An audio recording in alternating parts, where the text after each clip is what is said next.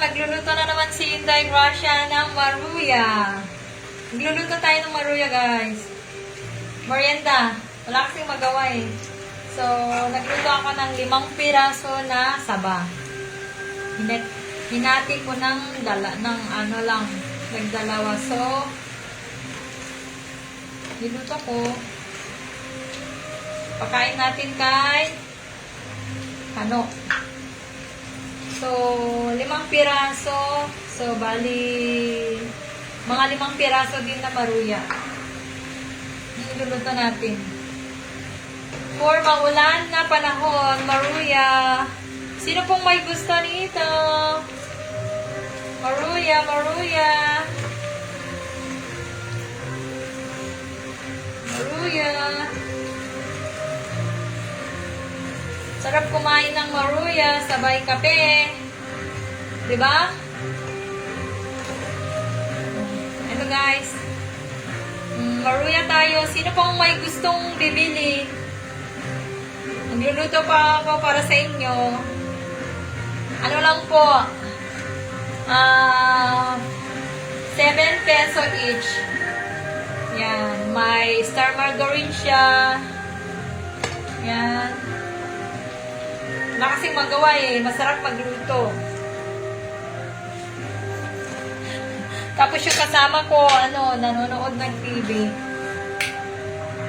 So, ito. Simpleng lang guys. Oh.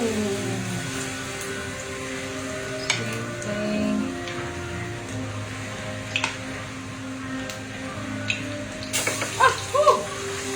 Ba yan? Sarap matalsikan ng ng napakainit na mantika. Masarap kumain pero mahirap magluto. Lalo na pag yung mantika, talsikan ka ng mantika. Sa totoo lang, hate ko yung magpiprito guys. So,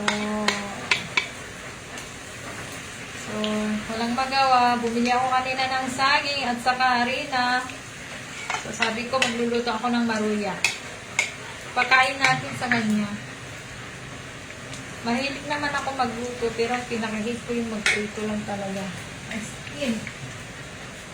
Saka, ayaw ko yung kusina na marumi. Kaya pag nagluluto tayo, panay linis. Ayan.